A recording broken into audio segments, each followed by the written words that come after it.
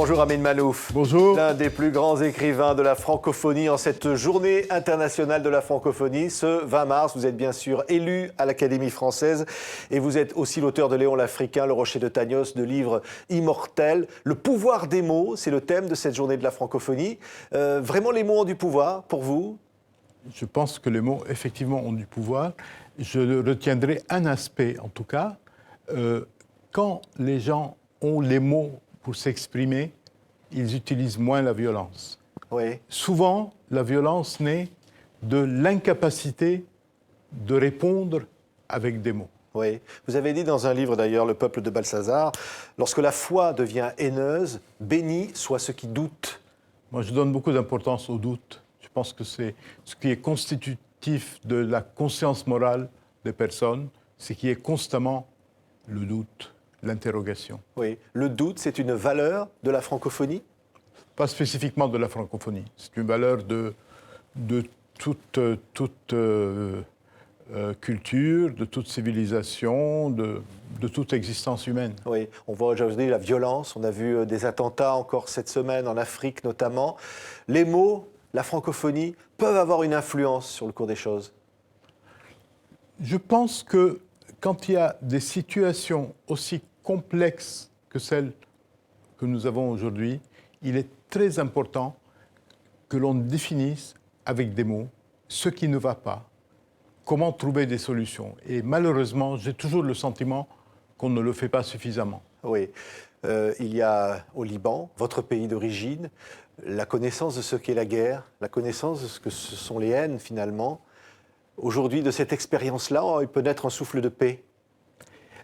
Effectivement, beaucoup de gens au Liban ont le sentiment qu'ils sont déjà passés par tout cela.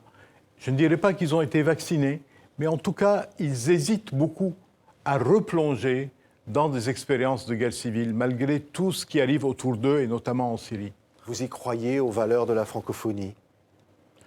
Je crois aux valeurs de l'universalité, je crois aux valeurs de la diversité culturelle, et je pense que la langue française a souvent été le vecteur de ces valeurs. Et dans les pays où la langue française s'est diffusée, s'est implantée, il est probablement plus facile de faire avancer ces valeurs. Encore faut-il essayer de le faire. Oui. Il ne suffit pas simplement que ça reste une potentialité. Il faut le faire et encore une fois, on ne le fait pas suffisamment. C'est une forme d'engagement d'être écrivain? C'est aussi un engagement. C'est, je pense, en tout cas en ce qui me concerne, parce que les gens écrivent pour toutes sortes de raisons. Moi, j'écris parce qu'il y a autour de moi un monde qui ne me convainc pas. J'aime la vie et en même temps, je m'inquiète de tout ce qui arrive autour de moi. Et l'écriture est mon moyen d'expression pour imaginer un monde différent. Oui, finalement, l'alliance des cultures et des esprits. Vous publiez un livre chez Grasset, Un fauteuil sur la Seine, qui raconte 4 siècles d'histoire de France, finalement, mais à travers le portrait de tous ceux qui vous ont précédé à ce fauteuil 29 de l'Académie française. Quand j'ai été élu à ce fauteuil en 2011, mon prédécesseur était un homme que j'admirais beaucoup, Claude Lévi-Strauss. J'avais, selon la tradition de l'Académie, la mission de consacrer mon discours de réception à l'éloge de mon prédécesseur, et j'en étais ravi. J'ai regardé la liste de ceux qui m'ont précédé sur ce fauteuil, le 29e. Oui. J'ai trouvé 18 personnages. Certains étaient très connus, Lévi-Strauss, Monterland, Ernest Renan et quelques autres.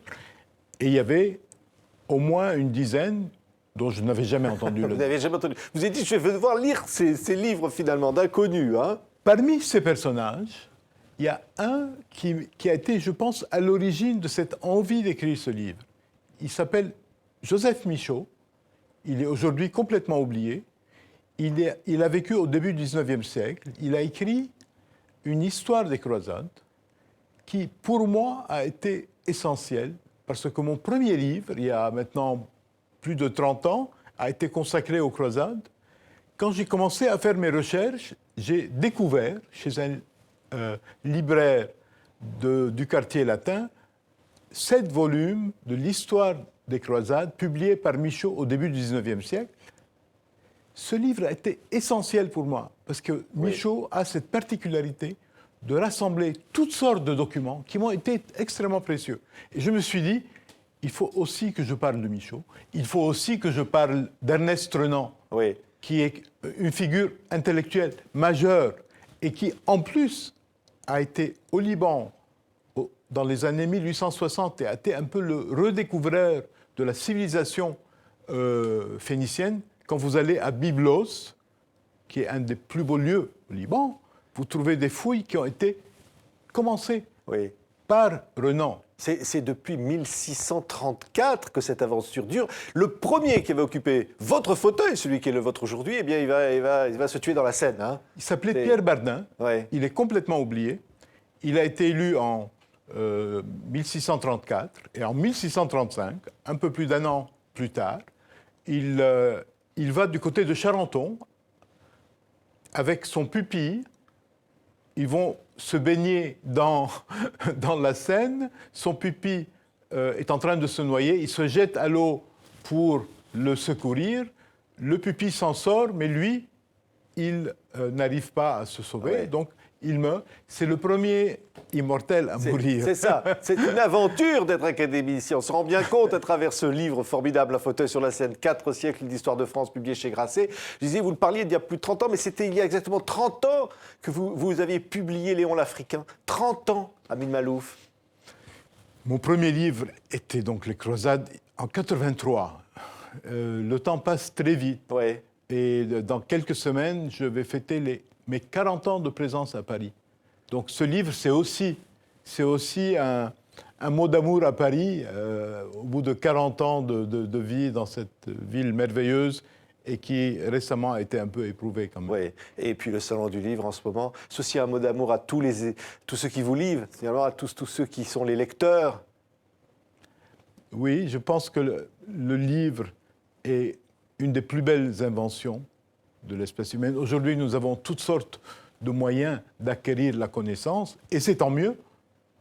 Mais le livre reste probablement l'objet le plus extraordinaire, le plus créatif et le plus indispensable de la civilisation humaine. Merci beaucoup, Amin Maalouf. Merci d'avoir été notre invité. Un fauteuil sur la Seine, publié donc chez Grasset en cette journée internationale de la francophonie. Merci.